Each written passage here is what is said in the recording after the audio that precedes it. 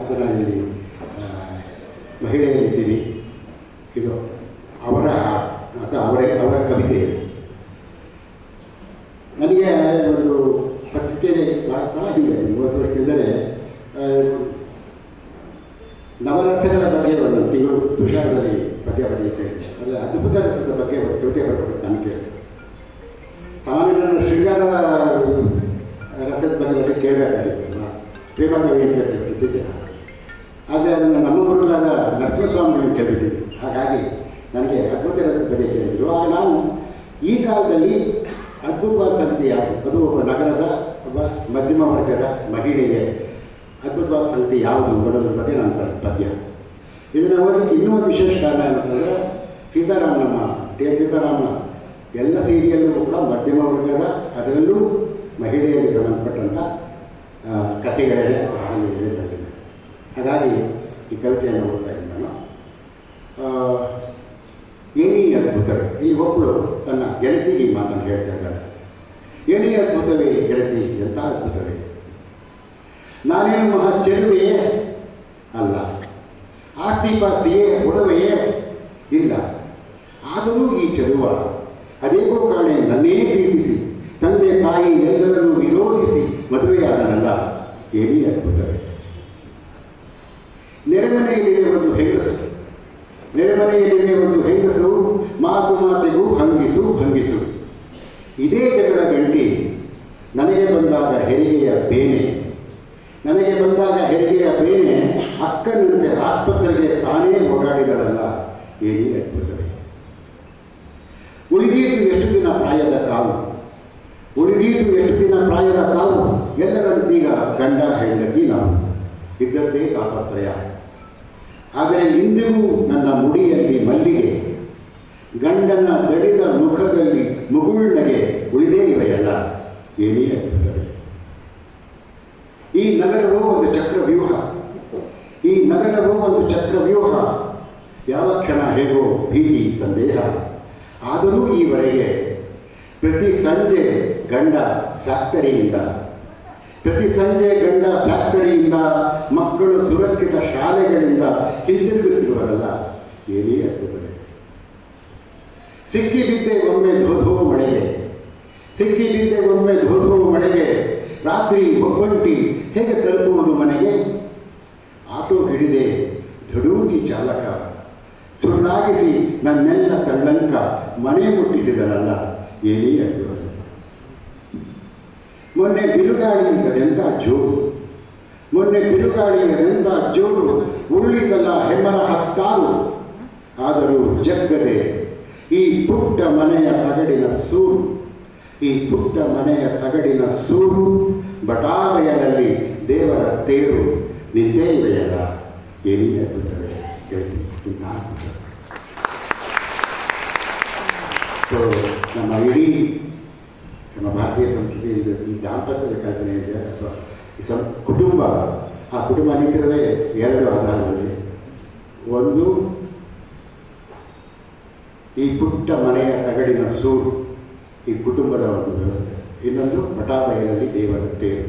ಏನೇ ಬಂದರೂ ಬೇರೆ ಮಾತ್ರ ಉಳಿದಿರುತ್ತೆ. ಆ ಕಾರಣಕ್ಕಾಗಿ ನಮ್ಮ ಈ ಕೌಟುಂಬಿಕ ವ್ಯವಸ್ಥೆ ನಮ್ಮ ಸಂಸ್ಕೃತಿ ಇದರಲ್ಲಿ ಉಳಿದಿದೆ ಅನ್ನೋ ಕಾರಣಕ್ಕೆ ಪದ್ಯ. ಸೊ ಇದೊಂದು ಪದ್ಯನ, ಮತ್ತು ಇನ್ನೊಂದು ನಮ್ಮ ಸುಬ್ಬಭಟ್ರ ಮಗಳೇ ಪದ್ಯ, ನಿಮಗೆಲ್ಲ ಪರಿಚಿತವಾಗಿದೆ. ಅದನ್ನು ಅಶ್ವಥ್ ರಾಗಸಮಂಜಿ ಅವರೇ ಹಾಡಿದ್ದು. ಈಗ ನಾನು ಅದನ್ನು ನಿಮ್ಮ ಮುಂದೆ ಪ್ರಸ್ತುತಪಡಿಸಿ ಮಾತನಾಡಲಿಕ್ಕೆ ಇಷ್ಟಪಡ್ತೀನಿ. ಅದಕ್ಕೂ ಮುಂಚೆ ಈ ಕುವೆಂಪು ಅವರ ಆತ್ಮಚರಿತ್ರೆ ಅವ್ರದ್ದೊಂದು ಪದ್ಯ ಇದೆ. ಏನಂದರೆ, ಅವರು ಸ್ವರ್ಗಕ್ಕೆ ಹೋಗ್ತಾರೆ, ಸ್ವರ್ಗದ ಬಾಗಿಲಲ್ಲಿ ಅವ್ರನ್ನ ಕರೀತಾರೆ, ಅವ್ರಿಗೆ ಒಳಗಡೆ ಬಿಡೋದಿಲ್ಲ. ನಾನಪ್ಪ, ನಾನು ಕುವೆಂಪು ಫೇಮಸ್ ಪೋಯೆಟ್ ಅಂತ, ಇಲ್ಲ ಬಿಡೋದಿಲ್ಲ. ನಾನು ಮೈಸೂರು ಯೂನಿವರ್ಸಿಟಿ ವೈಸ್ ಚಾನ್ಸಲರ್ ಆಗಿದ್ದೆ, ಅದಕ್ಕೂ ಬಿಡೋದಿಲ್ಲ. ಏನೇನು ಹೇಳಿದ್ರು ಬಿಡಲ್ಲ ಅಂತಾರೆ. ಅಯ್ಯ ನಾನಯ್ಯ ಹೇಳಿ ಗಂಡ ಅಂದಾಗ. ಹಾಗಾಗಿ ಕೊನೆಗೂ ಅವ್ರಿಗೆ ಸ್ವರ್ಗಕ್ಕೆ ಬಾಗಿಲು ಬಿಟ್ಟಿದ್ದು ಅವರ ಹೆಂಡತಿಯ ಹೆಸರು ಅಂತ. ಸೊ ಇದೇ ಒಂದು ಕೃತಜ್ಞತೆ ಹೆಂಡತಿ ಇದೆ. ಒಬ್ಬ ಕವಿ ತನ್ನ ಹೆಂಡತಿಗೆ ಏನೇನು ಕೊಡಬಲ್ಲ, ಎಂತೆಂಥ ಅದ್ಭುತವಾದ ಕೊಡಬಲ್ಲ ಅಂತ ಒಂದು ಕಡೆ, ಒಬ್ಬ ಕವಿಯನ್ನು ಬಡಪಾಯಿ ಕವಿಯನ್ನು ಮದುವೆ ಮಾಡಿಕೊಂಡ್ರೆ ಅವಳಿಗೆ ಇನ್ನೇಂತ ಸಿಗುತ್ತೆ ಅಂತ ಎರಡೂ ಇದರಲ್ಲಿ ಬೇರೆಯವರ ಹಾಡ್ಕೆ ನಾನು ಬಡವಿ ಒಲವೇ ನಮ್ಮ ಬದುಕು, ಅದರ ಮೇಲು ವರ್ಷನ್ ಅಷ್ಟೇ. ಅಂದರೆ ಅದರಿಂದಲೇ ಸ್ಫೂರ್ತಗೊಂಡು ಬರ್ತಕ್ಕಂಥ ನಾನು. ಶುಭ ಭಕ್ತರ ಮಗಳೇ ಇದೆಲ್ಲ ನಂದೇ ತಗೊಳ್ಳೆ, ಶುಭ ಭಕ್ತರ ಮಗಳೇ ಇದೆಲ್ಲ ನಂದೇ ತಗೊಳ್ಳೆ, ನೀರಿನೆಲೆಸಿನ ಮೇಘ ವಿನ್ಯಾಸದ ಆಕಾಶದ ಸೀರೆ ದಿಗಂತಗಳೇ ಮೇರೆ, ನೀರಿನೆಲೆಸಿನ ಮೇಘ ವಿನ್ಯಾಸದ ಆಕಾಶದ ಸೀರೆ ದಿಗಂತಗಳೇ ಮೇರೆ, ಮುಂಜಾವಿನ ಬಂಗಾರದ ಬೆಟ್ಟ ಬೆಳದಿಂಗಳ ಬೆಳ್ಳಿ ನಿನ್ನ ಭಾಗ್ಯಕ್ಕೆ ಇಳಿಯಲ್ಲಿ, ಶುಭ ಭಕ್ತರ ಮಗಳೇ ಇದೆಲ್ಲ ನನ್ನದೇ ತಗೊಳ್ಳೆ, ಶುಭ ಭಕ್ತರ ಮಗಳೇ ಇದೆಲ್ಲ ನನ್ನದೇ ತಗೊಳ್ಳೆ, ರಾತ್ರಿ ತೆರೆಯುವುದು ಅದು ನನ್ನದೇ ಜಿಗಿ ಜಿಗಿ ಒಡವೆ ದುಕಾನು ಆರಿಸಿಕೋಬೇಕೇನು, ರಾತ್ರಿ ತೆರೆಯುವುದು ಅದು ನನ್ನದೇ ಜಿಗಿ ಜಿಗಿ ಒಡವೆ ದುಕಾನು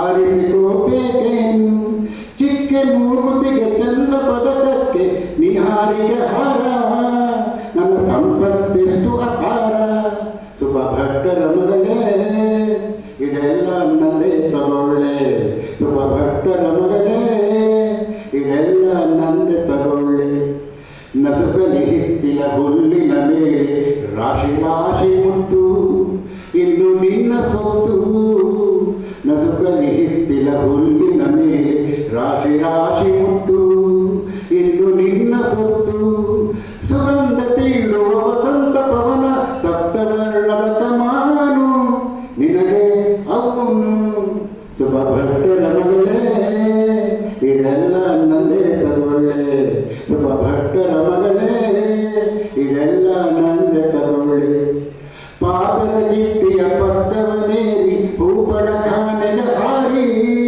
ಪ್ರಾಯದ ಮಧುಹೀರಿ, ಪಾದದ ಗೀತೆಯ ಪಕ್ಕವನೇರಿ ಹೂಪಡ ಖಾನೆಯ ಹಾರಿ ಪ್ರಾಯದ ಮಧುಹೀರಿ, ಜುಡು ಜುಡು ಹರಿಯುವ ಕಾಲದ ಹೊಳೆಯಲ್ಲಿ ತೇರುವ ಮುಡು ಮುಳುಗಿ ದಿನ ಹೊಸತನದಲ್ಲಿ ಬೆಳಗಿ, ಶುಭ ಭಕ್ತರ ಮಗಳೇ ಇದೆಲ್ಲ ನಂದೇ ತಗೊಳ್ಳೆ, ಶುಭ ಭಕ್ತರ ಮಗಳೇ ಇದೆಲ್ಲ ನಂದೇ ತಗೊಳ್ಳೆ.